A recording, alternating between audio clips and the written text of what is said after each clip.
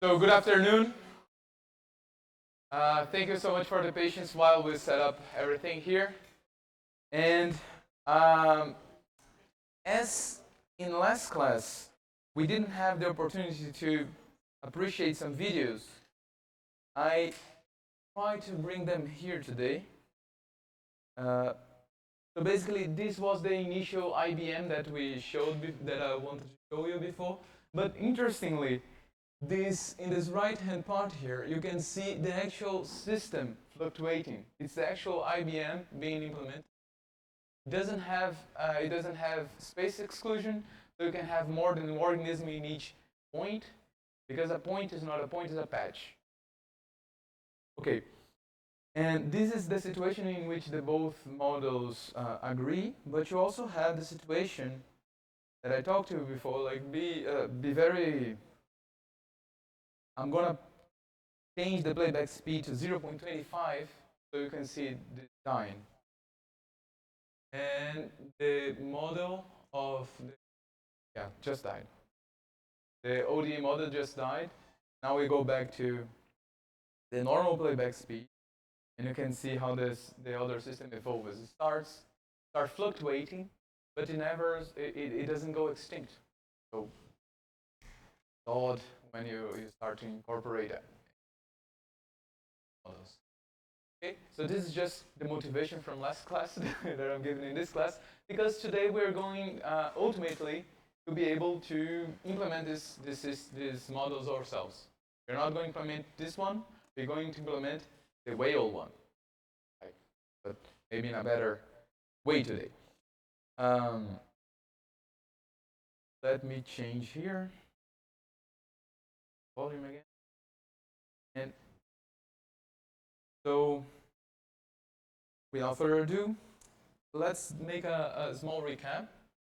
So these 2 points were something that we were discussing after class, and some questions that some people asked me at the end of the class. And first, was the Orca model individual-based?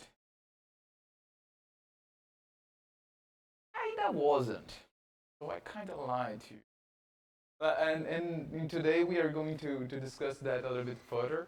And why was that not individual-based?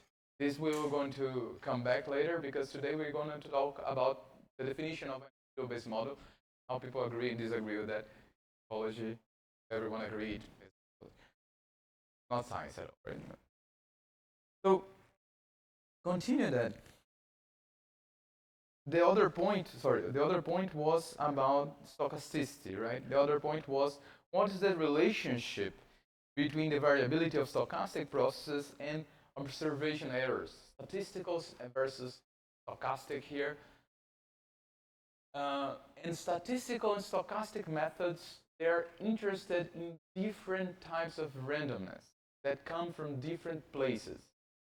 I tried to summarize a little bit in some slides what's this type of discussion. Here, there is a bat population. This is also a time series of fairly a long time series. I cut this in some smaller part, but these people, Bosch and collaborators, etc., they're studying bat populations in Amazon, and what you do to study them, I don't know if you know, like you put a mist net. You put a very thin, very thin net that the bats can't actually see, especially because they that well famously. So you just put the net there in a very large area, and you wait for the bats to crash the hell out of that, and you count how many crash that, and every 20 minutes you release the bats again, and then you can count, then you can have an estimation for how many bats there are there. The problem is that bats are not dumb, so if they go to the same place and there's some like mysterious force acting on them and they are crashing into something they can't see time and time again, they stop going to the place. So this stochasticity, is this randomness coming from the population of bats fluctuating, or is this randomness coming from observation errors, because bats know where the mists are, or because bats Sometimes there are more bats in some places. Sometimes there are less bats. Sometimes you're lucky, sometimes not. And then, if we examine, let me see if I can do something like this. You cannot. Okay. So let me see what happens with the x-axis here. So this is the date, right? 2011, 2011. In this you can see the months changing, like 3 months. Do you think that the population of bats in that region of the Amazon could fluctuate wildly between almost 0 and 40 and almost 0 and 30 and almost 0 in the period of 3 months? So this randomness is not randomness because the population of bats is fluctuating. It's because the way that you have to measure this population is, it will not give the same type of estimate every time. So you have an error associated with this estimate. So, but in the orca population, the things were different. First, we are looking at intervals of 1 year. We are looking at 50 years in total. And orcas are huge. It's hard to miss them. If you're looking for them every day of the year, during the entire year, you know where to find them. You take photographs of the orca, you have names for them. There are people that sponsor names for the orca, so they become like the godfather or the godmother of the orca. They want to know if their orca is alive, is going to school, etc.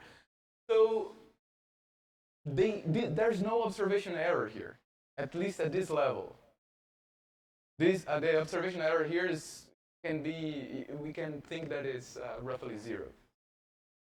But still, there is some randomness associated with it. And this randomness is not from the observation, from the system itself, because the processes that are happening in the system are intrinsically random. And we can try to combine everything, and it's not easy. And the only thing I have to say about this is in the next few slides.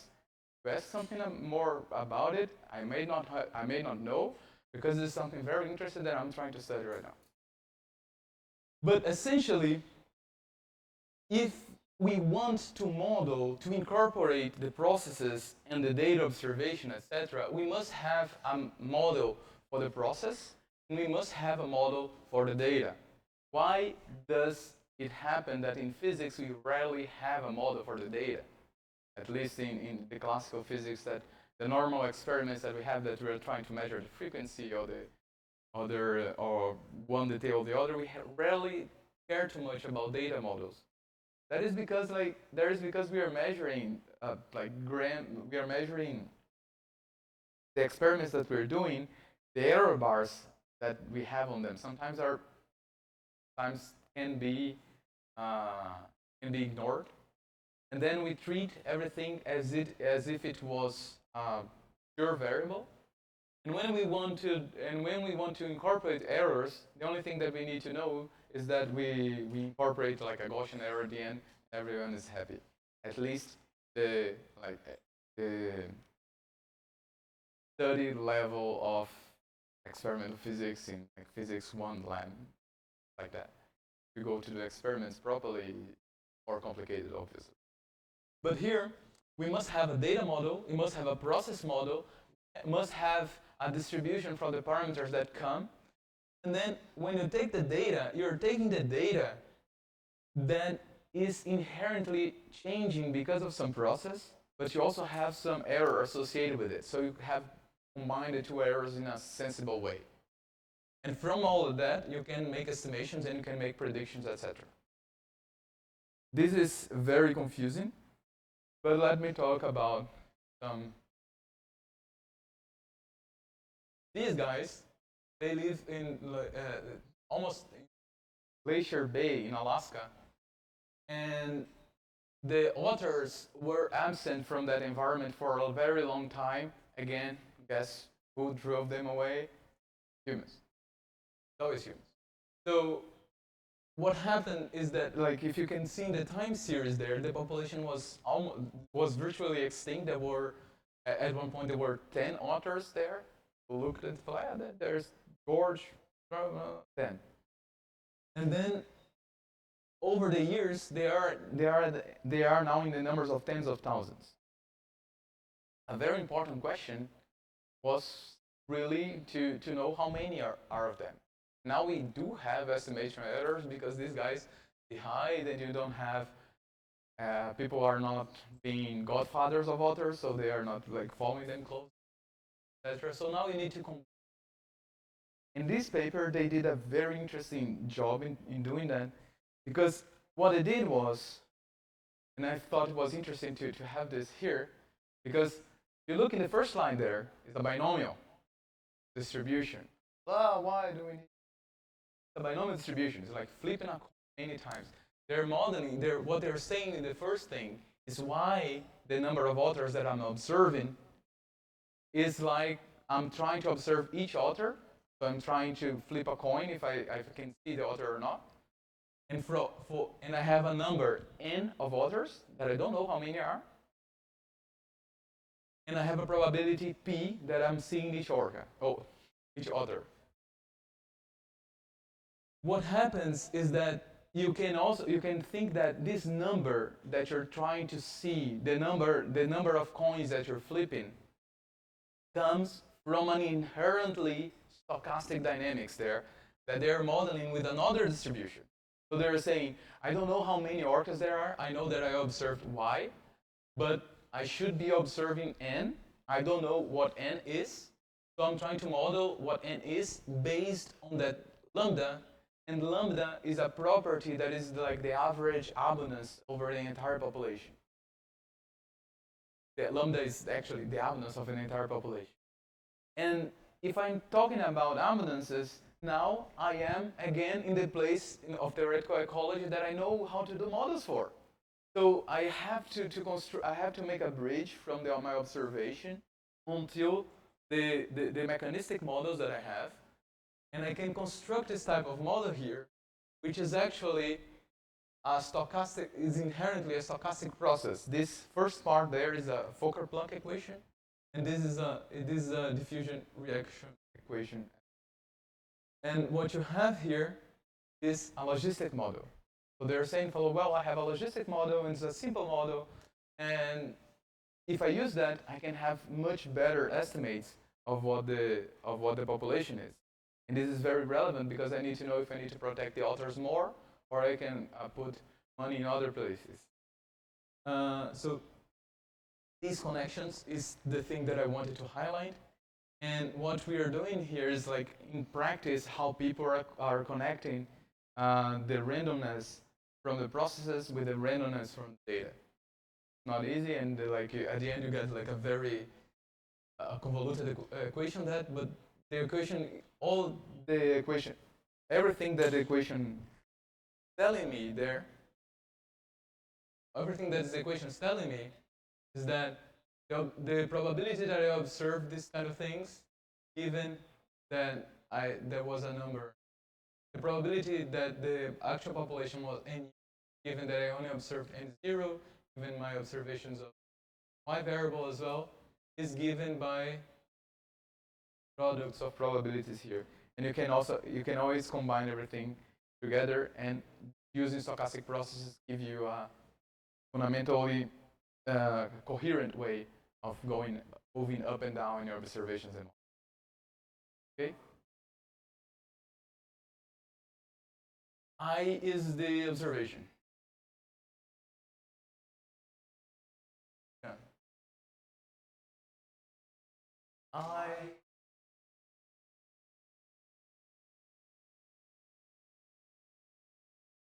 yeah. Yes, right. Sorry. The thing here is that like this S here, I was initially when I was explaining, I was interpreting this as being the whole space, but it's actually just a patch of space.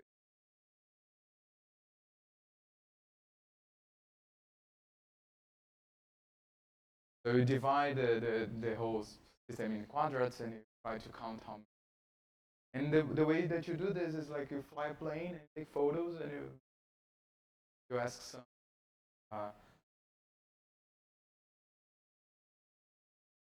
go. Very nice paper. So, just coming back to what we were talking before, we have this taxonomy of stochastic processes, and I claim that like knowing the if your state space and your time is discrete or continuous will help you choose the correct stochastic model to go for. The next slide has a lot of information, so take a deep breath. So these are essentially several of the tools that we have to work with each type of the stochastic processes. I have a more organized summary in the lecture notes that that should be available at some tomorrow. And the mathematical representation of stochastic processes, first we talked about Markovian property and how that allows us to make models without taking into consideration a ridiculously large amount of information from everything in the past. And then we talked about in writing this down, use the specification of state and index spaces guide to the selection of the model. And because of the Markov property, all you need to do to really specify the model is specify how the system is changing from one state to the following, right?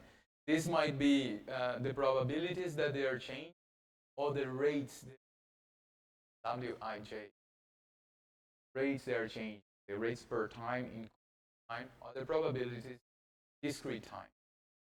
And from that, we have this fundamental tool with the Chapman-Kolmogorov equation that tells me how to combine the steps that I'm taking, like the one size steps, into two size steps, into three size steps, into the whole story of the system. And all that I need is the probabilities and the rates. Another thing that the other way of specifying the transition rule when your whenever you have your system is with the continuous time and space is to write a stochastic differential equation that Pablo was talking about today. A Langevin equation is the prime example of the stochastic differential. In this stochastic differential equation, you have the deterministic thing that is driving your system left or to the right, or more authors or less authors, and you have this noise term here that when you find everything by dt, it becomes eta that you just saw in Pablo's lecture. So this is the noise term. Have the stochastic differential equation is a very fundamental. It's roughly equivalent with the probabilities and rates depending on the type of stochastic process that you're modeling. From that, what you get money for is to write from these equations an ensemble representation of that, going from the microscopic level description of every single particle, of every single organism dying or not, to the description of the ensemble of the particle, the description of the probability distribution that the particles are going to at one state or the other. To do that, we have the forward Kolmogorov equations, which is just like Kolmogorov did a lot of stuff. In time, like starting like stochastic processes kind of thing, Kolmogorov is like hitting you everywhere, like Gauss and Einstein. Anyway, these guys, I don't know what their word are like. So the master equation is a very powerful tool because I can go from all this mess and write an ordinary differential equation with it. But the problem is that this is not one differential equation, this is a set of n differential equations, and n can be potentially infinite. So you're basically changing one problem to the other. It's very rare that you can solve the master equation, but the master equation is a fundamental tool that once you arrive at the master equation, you have various techniques to approximate it and to basically when writing the master equation is reaching the top of a mountain. From that, you have like clear path of where you can go with that. But the master equation only works if your system state is discrete And if your system state is not discrete, you need something else that has more or less the same meaning, which is the Fokker-Planck equation. The Fokker-Planck equation is another forward Kolmogorov equation, but when you have continuous state and time. You can see here that there is a semblance these two equations, and going from the other is quite a neat exercise. Okay? So read again. And now we are going to really talk about a little bit more ecology and get into the debate of what is individual-based models, etc. Questions? So I think the best idea is like until from what we've discussed until now, what is the thing that you want clarify the most?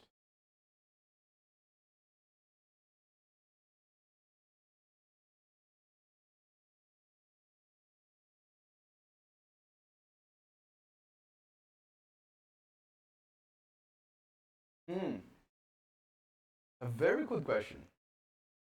I will wait to answer that one, like 3 slides in the front, more or less, because we are going to discuss that a little bit. But from the mathematical representation, that connection between stochastic processes and data, is there something that you would like some discussion on it, like?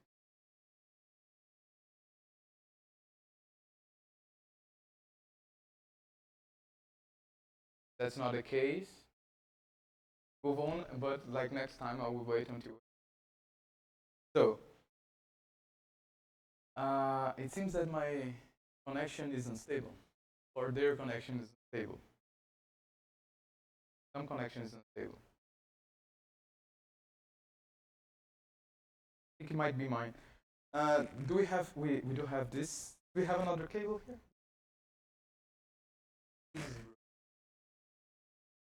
Yeah.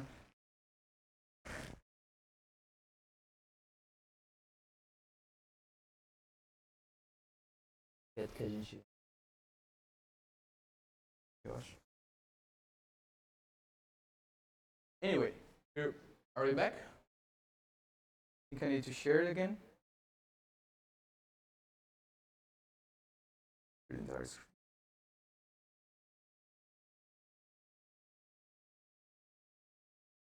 Okay. Now, good to go. Cool. The people from the beyond, can you please put the recording, the slides big in the Zoom again? Anyway, these here I have the pleasure to show you one of the greatest ecologists of our time, John Rothgaden. And she wrote this piece called Individual-Based Models in Ecology, an Evaluation or How Not to Ruin a Good Thing. So she was a little bit pissed with Grimm and Railsback by the way they were defining IBMs. And she was talking about that like an IBM is more than you are actually giving them credit for. So Grimm and Railsback, they are, Grimm in particular, just retired. They just retired, and this person was very active in popularizing IBMs in the last 20 years. Part of that is they use a simulation program called NetLogo. NetLogo, for those of you who absolutely hate math, is the way to go. But I don't like it. I like math, but not only because I like math. I'm gonna give you an argument why I don't really like NetLogo. So, but Rothgaden says that An IBM shall be any model for which the properties of the higher level are derived from the properties at the lower level. That is, an IBM, any model formulated with bottom-up logic, any model that is individual-oriented. And Grimm and Railsback say individual-based model is a model of a system of individuals and their environment in which the system behavior arises from traits of the individuals, characteristics of the environment. IBMs do not include system-level models that consider individual variation, nor do they include models of a single individual. So these guys, Grimm and Railsback, they don't like the idea that like you can just construct a population model grounded in individual level rules and call that an individual-based model. Roof Garden says they are ruining a good thing. So I think there is a balance between these two things. We need to be very careful because the ecological literature, when they think about IBMs, they are normally thinking about IBMs as proposed by Green and Railsback. But the history of building IBMs goes as far back as the first computers were available and predates Grimm and Railsback. Sometimes people do agree that like whenever you have a population level model in which the rules are explicitly stated from the individual-based model, that's individual-based. So that's an individual-based model. Whenever the rules of the population are derived directly from. I will use Roof Garden definition with some. Oh, Tempero from Grimm and Railsback. Yeah. So Grimm and Railsback, one of the things that they propose is that we use NetLogo and maybe not NetLogo, but preferentially NetLogo, and you use your model, you construct your model and you communicate your model in a way that other people can reproduce it. And because individual-based models can be very rich in behavior, they propose this way of communicating models to the community. First, you must tell you how your system started, and in an individual-based model, that's very important, and the initialization might be a very important step in it, because you have like many variables, each organism might have traits, and you need to tell me how each of the entities in your system, for instance, how the fishes and the fishermen are distributed across space. You have space, and if you have spatial resolution, how that works, and then you follow that timeline. That like and you follow that timeline, and you tell you tell everyone, like first the organisms I'm gonna check if the organisms die, then I'm gonna check how the organisms move, then I'm gonna check blah blah. And you do this kind of processes in which each submodel happens in a successive state, and after you run every submodel of your model, you can restart the run again. So you run until maybe you wait 100 years, or maybe you wait until the population goes extinct, but you have a stopping rule here, and then you describe what are the observations, the patterns that you expect from your model. Something very powerful that I have is the idea of pattern-based modeling. So we have patterns in ecology, and we should model things thinking about these patterns as first-class citizens. I hate first-class citizens because it has the idea that there are second-class citizens. There are citizens, there are no first or second class. Anyway, so the idea is that you have the output patterns be a very important step in your modeling. I think that part of the discussion is about making a mechanistic versus a phenomenological model. So I want to tell you my take on what is phenomenological, what is mechanistic. To describe a car, talking about the engine, that's mechanistic. To describe the traffic of a city, talking about cars, that's mechanistic. If you describe the traffic of the city, talking about engines, you're a very brave person.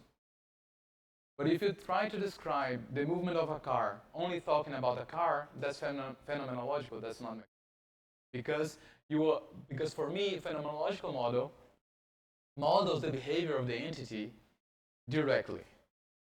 So we are talking about the population. How does the population grow? And you write down an equation.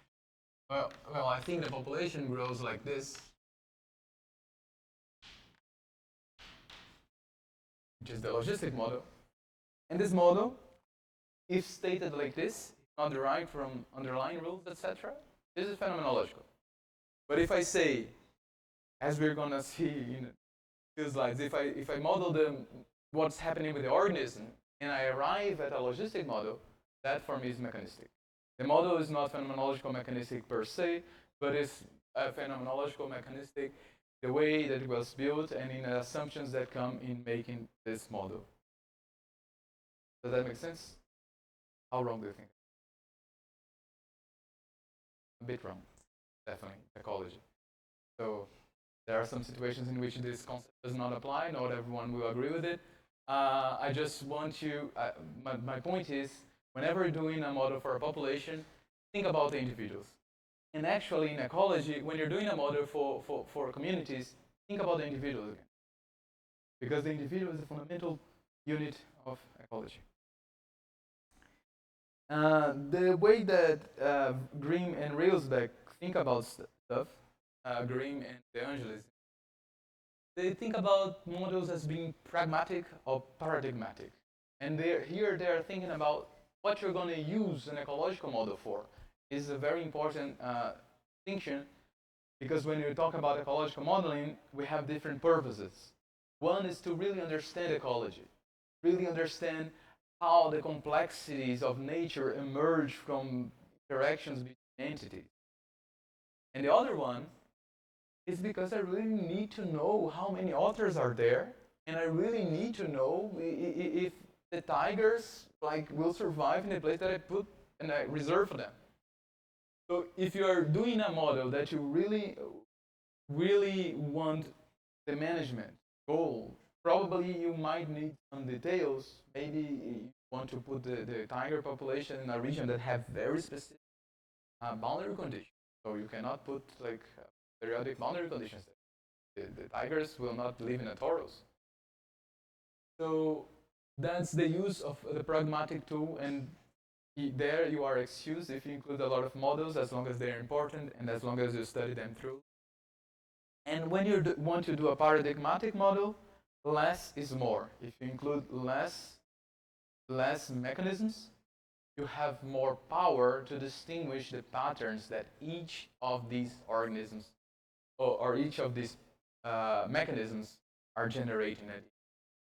Okay, so that's just an overall distinction. What do we want to discuss?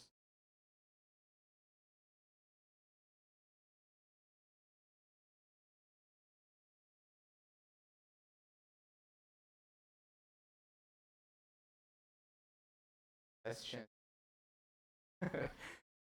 Yes. You are café com leite.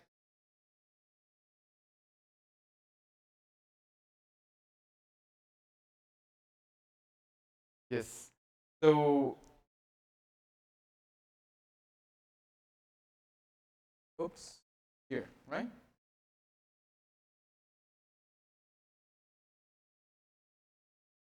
Yes. So people were trying to understand, for instance, if you are doing a model in which you have a trait, for instance, there are some niche models in which niche.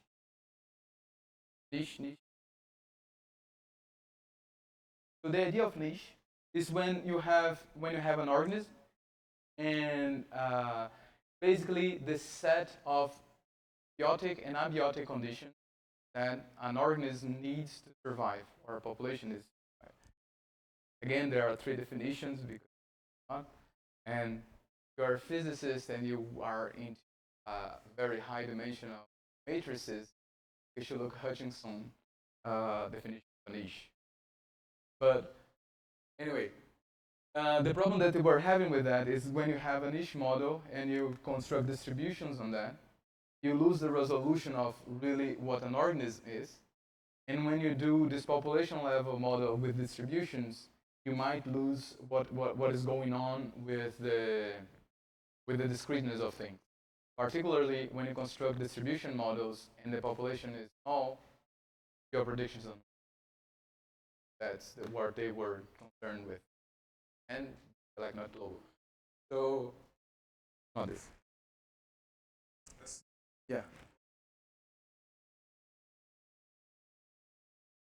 Yeah.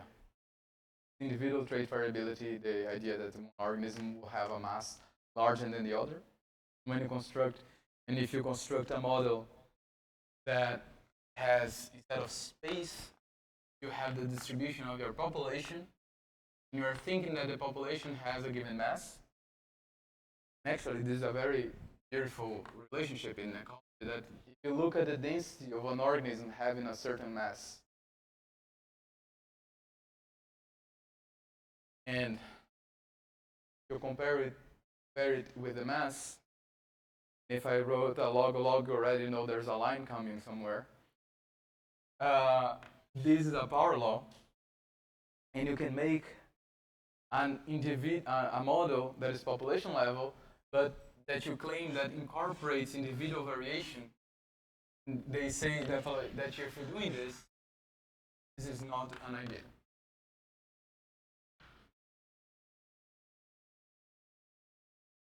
Yes. The density. Whenever you use density, they throw you away of the club.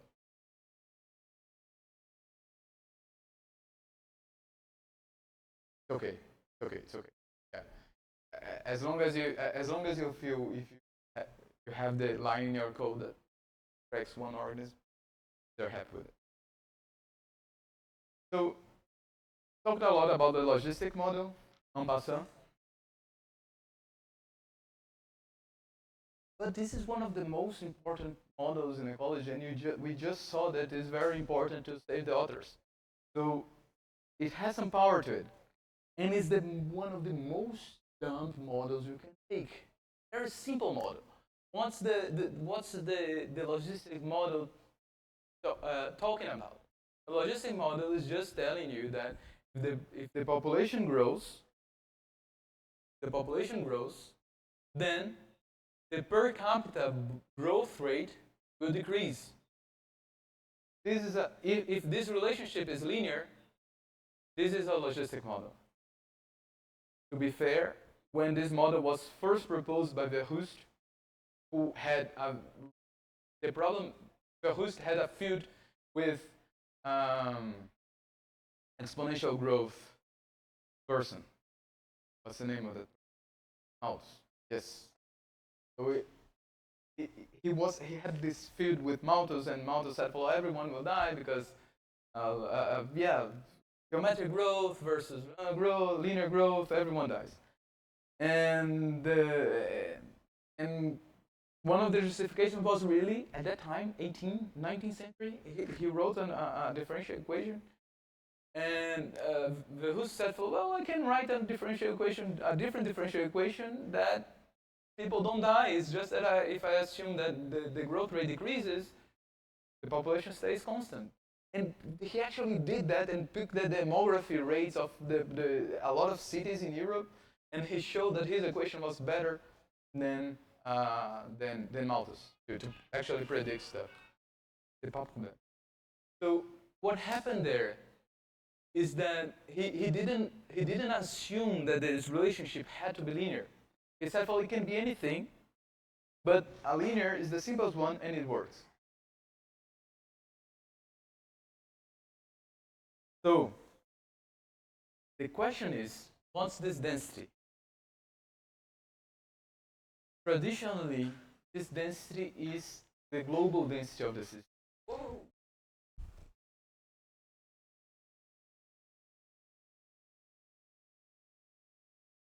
So traditionally, this is the global average density of the system. So what this model is telling you traditionally is that the average growth rate in the population depends on the average density of the population. And that works, except when it doesn't. So you can think about, like, logically, the other way of thinking about this is to consider a local density. And this is one of the, this is a model that I was kind of referring to, that when you need to take into account that organisms move, and that the density that matters is like the neighborhood, is the density in the neighborhood, and you really are interested in trying to protect the tigers in Nepal, you can do an individual-based model. So you can do an individual-based model, and what they did here was they're trying to see how the territories of tigers would, females and males, males in orange and males in blue, how the territories would tile the entire system. And here are the rules they use to construct it. So this fluxogram is the specification of their model. And there are a lot of rules. These rules were important and justified because they looked at each one and said, oh, well, the tiger, each thing individually resembles a tiger, so at the end, this is kind of a tiger. This is very individual-based model, and here the individuals are really the thing that is going on, and you are modeling the distribution of each individual. Here the individual is actually the distribution, right? So it's the distribution of, it's not the distribution, so it's geometry of its territory. The individual is whatever you need it to be to describe the population correctly. So let me pause here. Maybe I can share this. Hopefully we.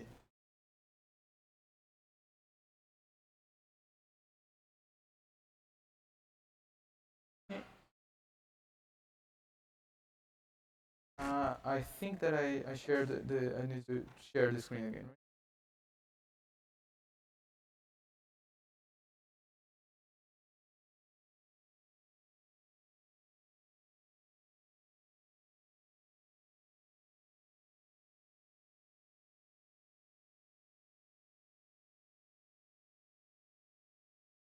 Okay, we close this.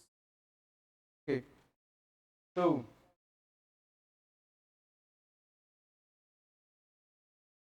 if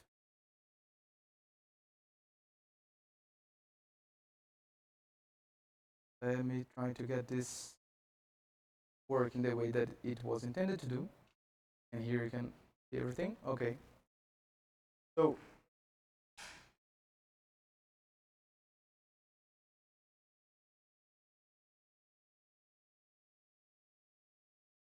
yeah, as you can see, I'm not having a lot of luck with the technology these days.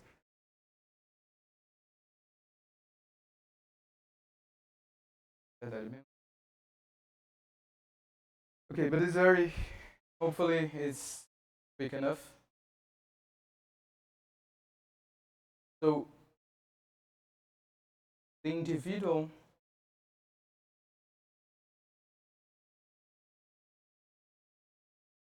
the fundamental thing about the individual is in these models is their traits. So what numbers characterize the behavior of an organism? And the way that you choose which traits that you're gonna model is you are interested in traits that determine the behavior. Does that make sense? What you're interested in is if your population behaves exactly the same, whether it's male or female, you're not interested if the organism is a male or female. If it works exactly the same, if it has 1 gram or 10 kilo, not interested in the mass that this organism has, because you want to simplify and only consider the traits that are really important for that behavior. If you're interested, for instance, in a foraging situation, a foraging model, maybe you are interested, for instance, in maybe you are interested in describing society, right? How if the organism is satiated or not. But if you are if you're describing a model, only for reproduction,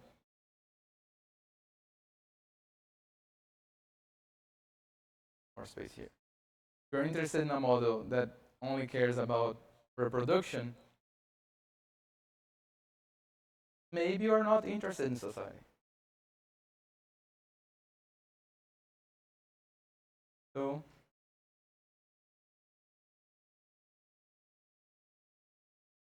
essentially, your organism is whatever you need to describe the dynamics, and then if you only care if the organism exists or not, your population is just a number. If it matters, the mass of the organism, for instance, you cannot describe your population.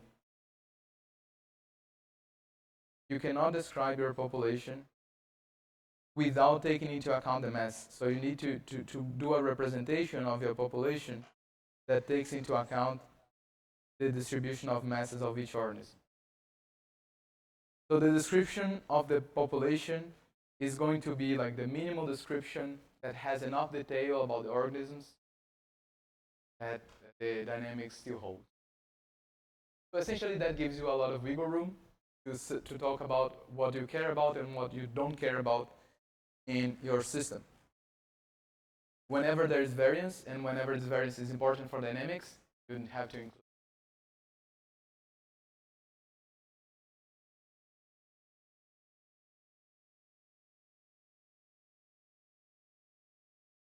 Yes, that are the two fundamental problems that we're going to face every day is considering a lot of things that at the end don't matter, and considering not taking into consideration things that will be very important. So the first answer to this is interactions, collaborations, because there are people that live seeing the authors every single day of their life. They kind of know what's important for an author or not. Well, the problem is that they care so much about authors that everything might be important. So you take like that's really nice interaction between a typical physicist, a biologist. They follow, well, it really matters that my butterfly three colors, and the other one say, well, but no, just a point moving space. And then you try to find a coloration. Maybe it's important that the butterfly has colors. Don't take that into consideration. Your model is wrong. Understand the effect of color in the predator avoidance. So the second part of the question, that you believe in what you believe, you construct a model, you test the model. If it's wrong, there are some steps that in the way that you. Does that make sense?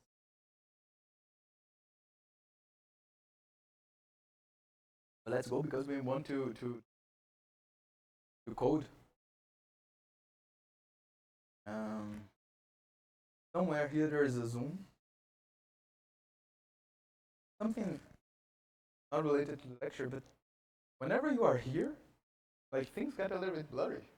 I never know exactly where the stuff is. It's incredible. I assume that I'm still sharing my entire screen. That's the case.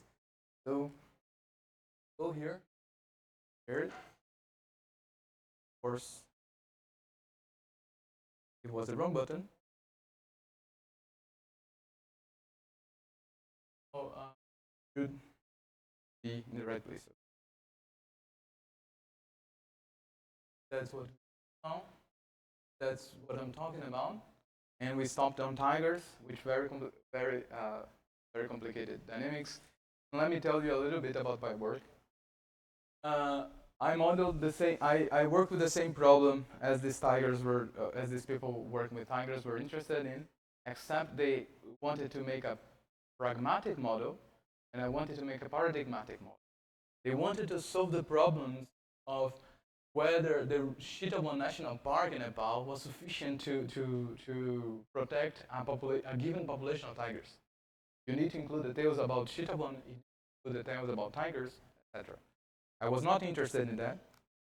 I was interested what happens with population abundance, what happens with carrying capacity when organisms use a given range of space.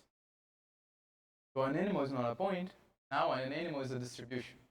My individual here, distribution. It's actually moving there, interacting. So I can show you for the despair of the screen sharing. I can actually show more or less like a video of this model in my computer. 5.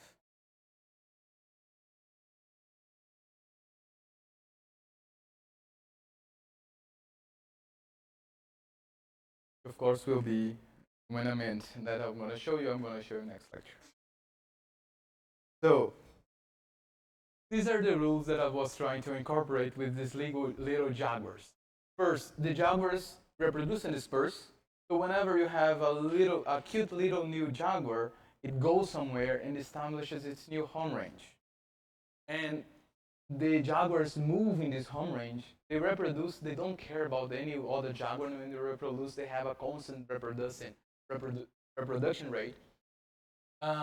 They move in their home range, and they can either move completely randomly, following a Brownian motion, or they can follow another stochastic process, which is called an Austin-Uhlenbeck stochastic process, which people that work with evolution will know because it's another very prototypical stochastic process there.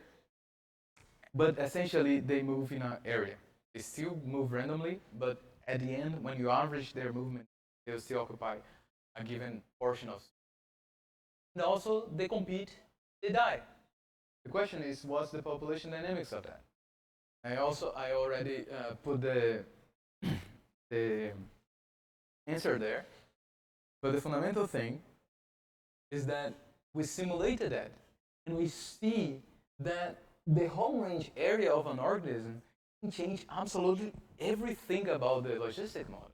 So if you have a home range area that is very large, is the size of the entire system, then it doesn't matter. Then you occupy everywhere, and because you are everywhere, and everyone is everywhere, and everything is happening all at once, this is just the mean field.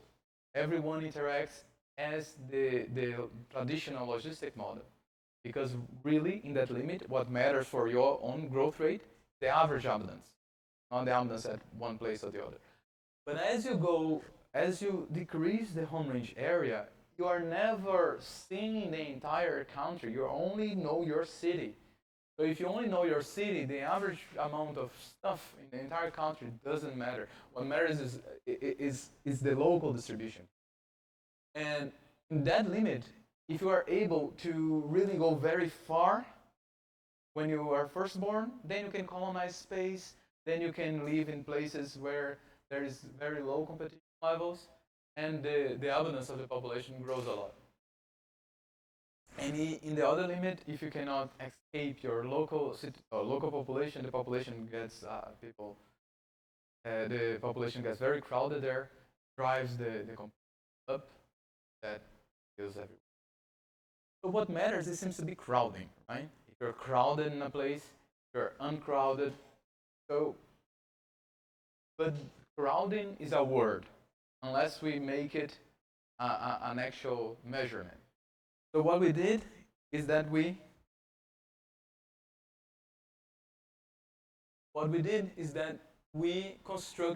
extracted from the dynamics, we extracted the paradigm, we extracted the crowding index. We constructed this index that tells me how the population will behave depending on how crowded it is.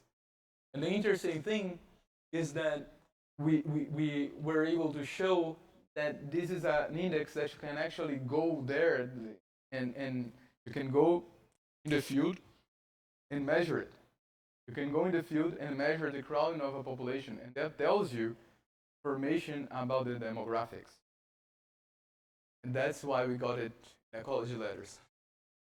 So it's still. So the thing is, we were only able to do that because it was a paradigmatic model.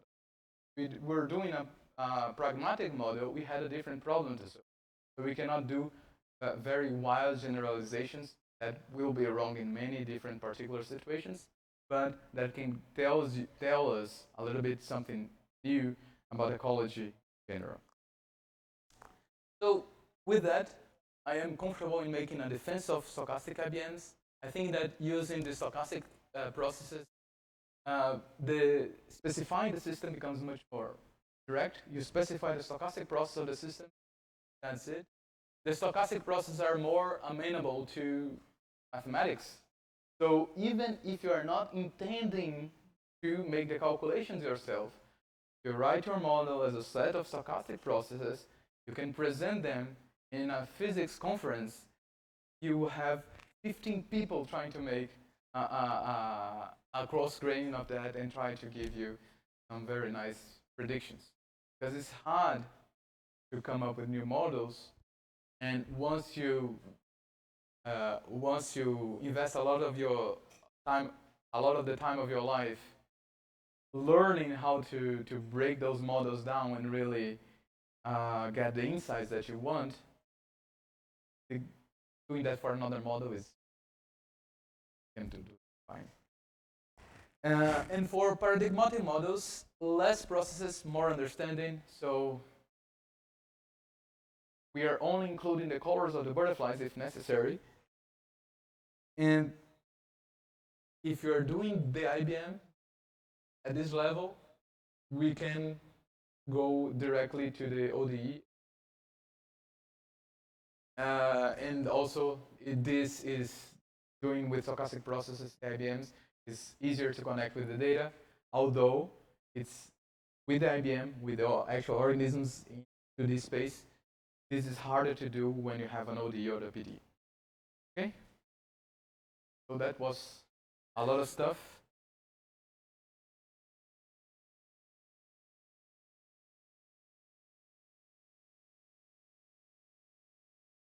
What? What is not English? So let's make the simplest model. It's not even, I included here the competition one. I included here competition, but we are not even talk about competition. We are just going to simulate a birth and death process. And the question is, how are we going to do that? Pablo talked about this when he was talking about the Euler-Maruyama that method, right? Maruyama. That's, yeah. I should have practiced. So no, I don't need this. The Euler method without the Maruyama part is just a method for you to take the slope of your equation and predict what's the next point of your what the next point of your equation is going to be. And that is a very fundamental numerical tool. The question is, how are we going to use similar tools, similar numerical tools, for the stochastic processes? So let me present you the timeline. What happens in the timeline stays in the, no, just kidding. So the idea is that you have an axis which is an axis of time in which every stochastic process is going to happen, and it might take a while, it might not, but what you're doing as a modeler is trying to reconstruct a timeline, a proper timeline of the stochastic processes in your system. So let's look at this timeline and ask if we can use random variables here. What's going on here is that B, D, and C are birth, death, and competition. And I'm tagging here in this line the moment that a birth, a death, or a competition actually happen. And if I look in the first square, if I look at a very narrow time interval, and I ask, did a birth occur here? Did a competition occur here? Did a death occur here? This question, the answer to this question is a random variable. Can we remember what that random variable was?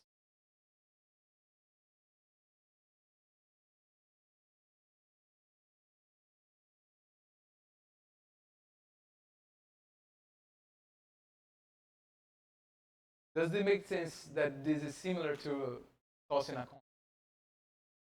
Very weird coin with different probabilities every time it does. Yeah, but still, you are asking if the event happened or not. And this is sufficient to make this is already sufficient to make a method that works. But what random variable is? What's the random variable when you take a larger amount of time? Now you're shifting the question from what happened in this very narrow time interval to what happened at multiple time intervals, right? But as you increase the number of time intervals, you can also decrease the size of each interval, and at the end, every finite window like that will have an infinitely many, infinitely small time slices. And that is a Poisson distribution. So we are going to use a Bernoulli random variable or a Poisson random variable to simulate our processes. And the first is the naive method. This method, there's something very powerful about this method. It works. Your system can go insane. You can put a lot of complexity. This method works. The other thing is that it's slow. If you have infinite computational power, use this method. If you don't, let's stop. So this is what we happened. This is what we wrote in last lecture when we were studying birth and death processes. So the probability that something happened at a small interval, when this interval becomes very smaller and smaller, is lambda dt for the birth rate, is mu dt for the death rate, and is lambda 1 minus lambda plus mu times dt for the probability of nothing happening in the system at this very narrow slice of time. And once what you can do is that you have your state, you generate a random number, and you see, and you see if something happened. If something happened, great, you update the system, and you generate another random number, another one, another one. Problem is that you cannot have the two processes occurring at the same time. If that happened, because you get your dt was large. So let me go for some coding. Size properly? The size Dubois, which again I am reminded that not English. This code is very, very simple. Probably not something that you would use in prediction, but let me see if I can.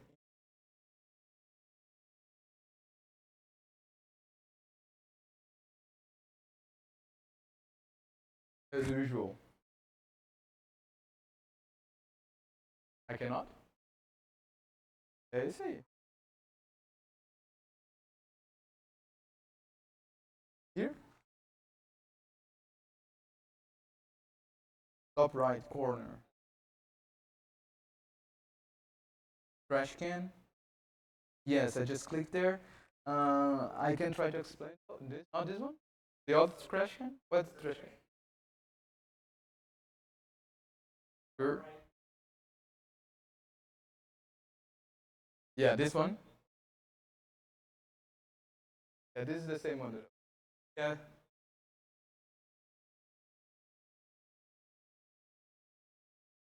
Oh, true, true. Let's see if I here.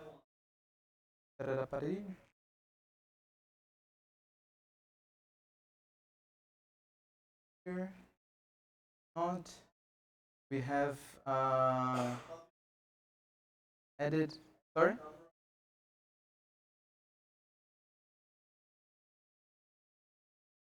Yeah, here. I just clicked here, but I guess the we can save as a PDF. We cannot. Yes, here, font size. Thank God, 20. Now, now I think better, right? Fundão, which I'm reminder again that is not English. The fundão is not, doesn't have a proper explanation. So I try to make this, to make this code run, all you need to do is NumPy. Actually, you don't even need NumPy. I'm using NumPy because I like it.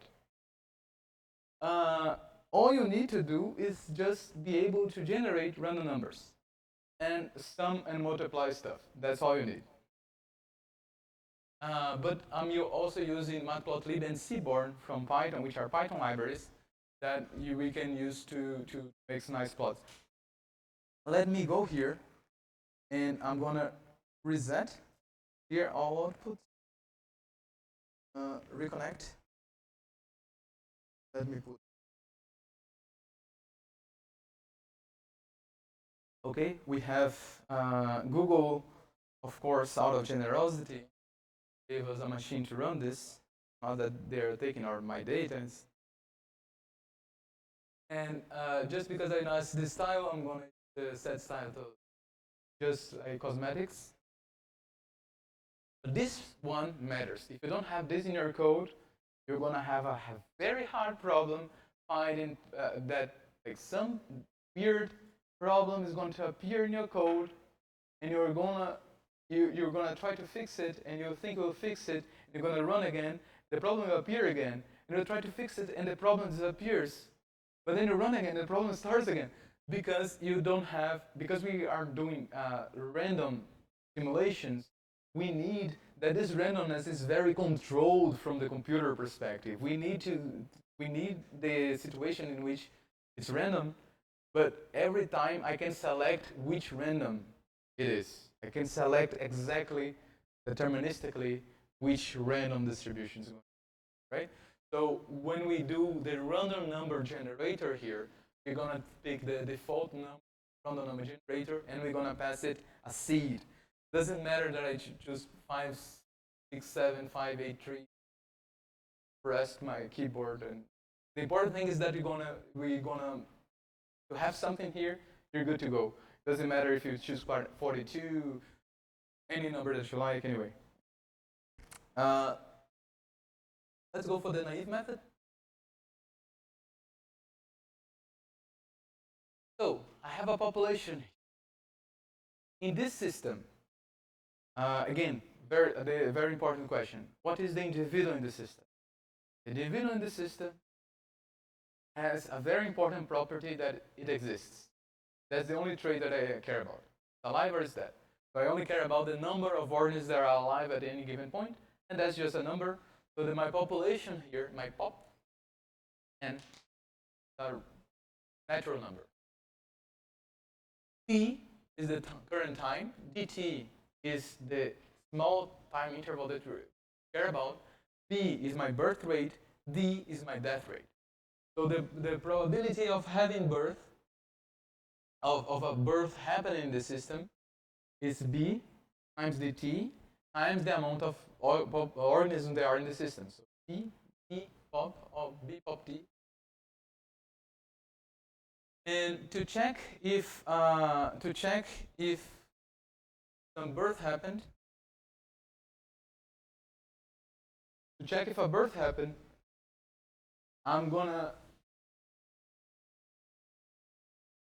do the following. So B of dt is a number between 0 and 1, okay? If it's above 1, you picked a dt which is too large. Decrease the dt. So p pop dt is a number between 0 and 1, which is the probability that something happened.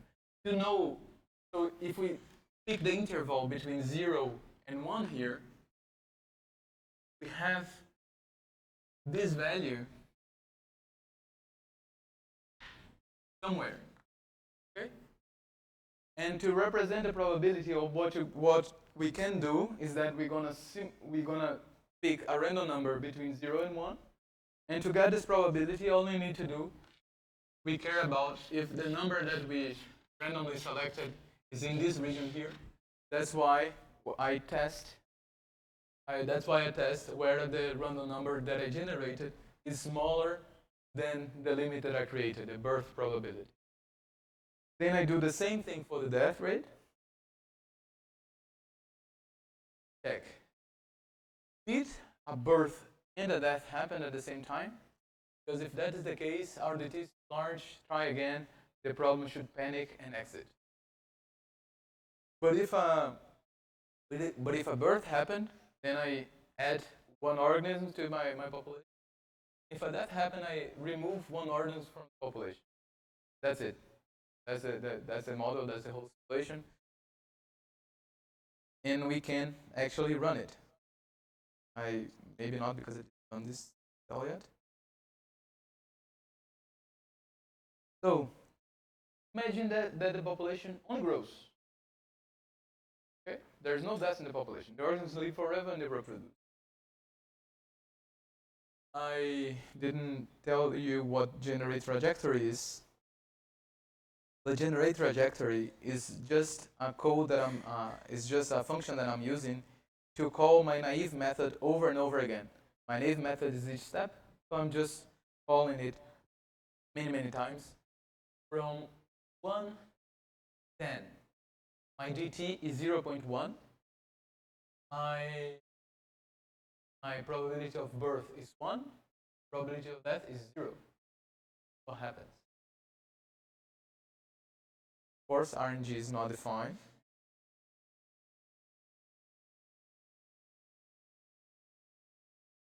Now RNG should be defined.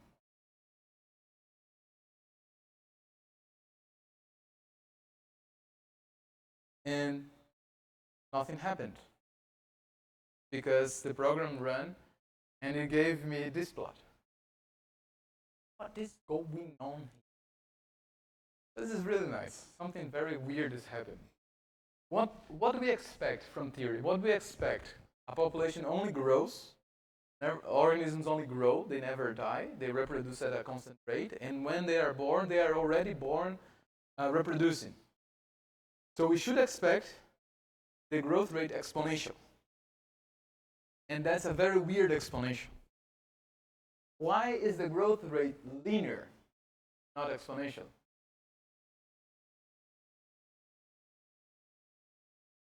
No, if I repeat that with a different seed, I'm gonna have the same problem here. But it's a very good. You always, this is the first thing that you check. You change the seed, run again. Well, maybe I wasn't lucky the first time. But there's something wrong with one of the assumptions in our model when we were simulating this.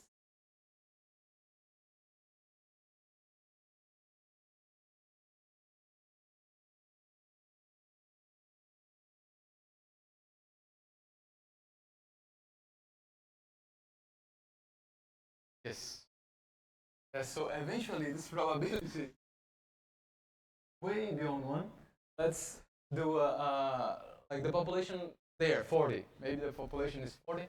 Population is, the B is 1, the population is 40. The dt is 0.1.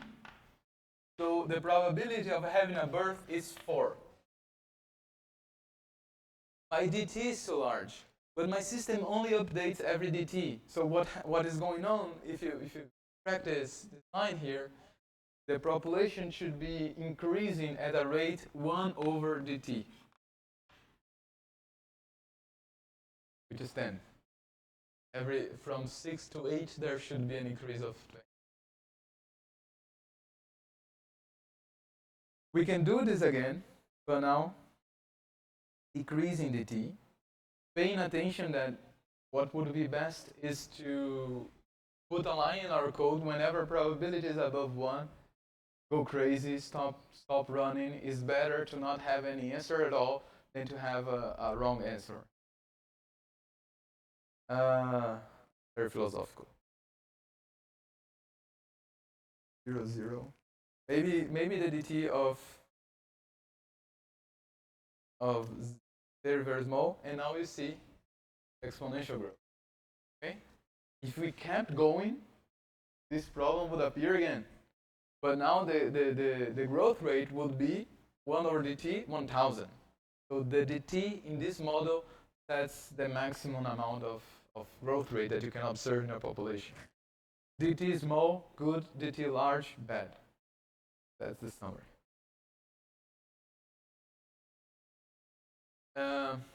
But we can do better than that in the next 5 minutes. So the first reaction method, you take into consideration that that big chunk was a Poisson variable, and you ask, what is the probability of something happening in the Poisson variable? How much time do I have to wait until I see the first happening if the things are Poisson distributed? And that is exponentially distributed. So what you can do is that now I take my processes as separate. Now I generate the time that it would take until I observe a birth. I generate the time that would take until I generate a death. And then I see whichever happened first. Remember, I'm following the timeline, and I need to protect the timeline. So I cannot allow the two of them to happen at the same time. Right? I choose the first, I discard the second, I update my system, I repeat. But there's a better way of doing this kind of stuff, which is the Gillespie algorithm, which is like kind of the gold standard. Things better than the Gillespie are Gillespie for specific situations. So the Gillespie, what is the time until something happens? The Gillespie changes the question. Not the time until a birth happens. I don't care when a birth happens. I just care about something. How much do I have to wait? Something happens in my situation. Then I can figure out what happened. So the total rate of something happening in the population is the birth plus the death, because that's all that's going on here. And figure out what happened, I should take the ratio of the rates. The probability of a birth is B divided by the total rate, which is plus D. And the probability of a death is just 1 minus the probability of birth. In the Gillespie algorithm, you first calculate what is the reaction rate in your entire population. You select the time until the next thing happened. Then you figure out what happened. You implement it, and then you repeat it. Seems a lot of steps, but it's not a lot of lines of code.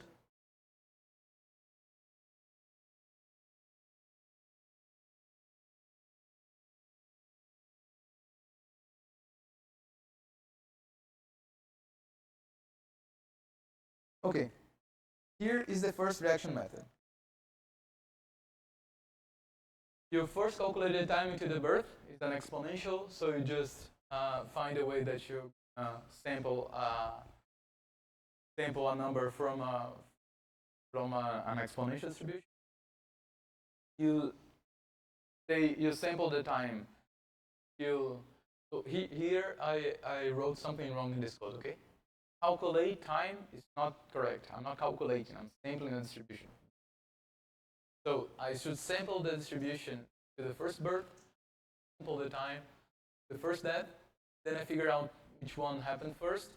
If the birth happened first, then I increase the amount of population. If the death happened, then I decrease the amount of population. Now I don't have the problem that both things can happen at the same time, and now I don't have the problem that my dt might be too large, because I never said what my dt is. The function accepts dt, but it doesn't use it anywhere. What I do is that I calculate the tau, which is the time until the first thing happens. Okay, so that's the first reaction method.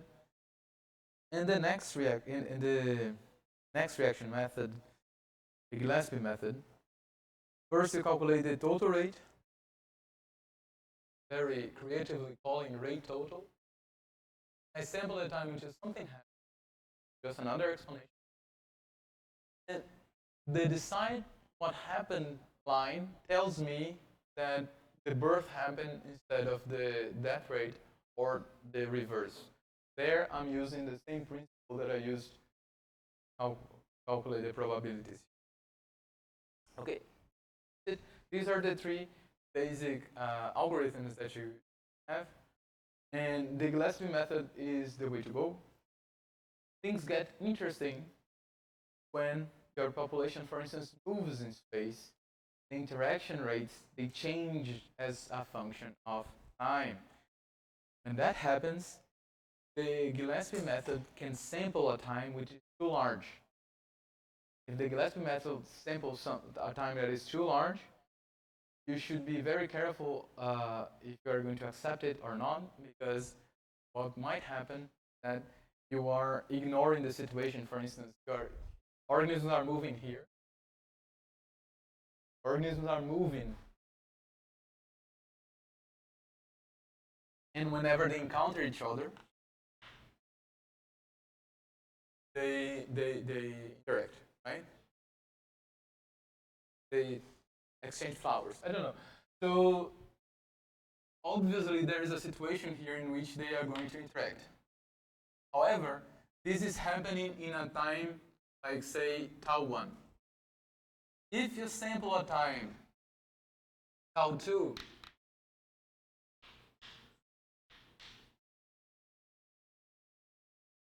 in which the organisms are, again, very far away, you are going to miss this reaction.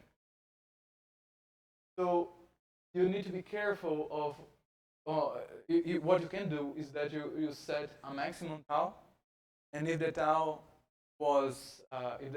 is larger than the maximum tau, you resample you just update the state of the system, resample things again. This only happens because I'm trying to treat the reactions, the birth, reproductions, competitions differently from movement. If I put a movement as another reaction, it's all fine, everything's going to be great. However, if I want to optimize stuff, careful that this doesn't happen because it might introduce systematic biases. So that's it for today. Let me just give you, in the next class, we're going to pick this model and we're going to write down an ODE that was derived from an individual-based model, which Grimm would hate, but Rolf Garden was okay. So thank you very much, and we have lunch. We have coffee break now, and afterwards we're gonna come back here and we're gonna decide on the tracks, on the hands-on, right? So we're gonna have, as I remind you, 9 groups, and we want these groups to be mixed in terms of levels of acquaintance with math, computer science, and biology. We want them well-mixed groups as far as possible. They are individual-based groups. Okay, thank you so much.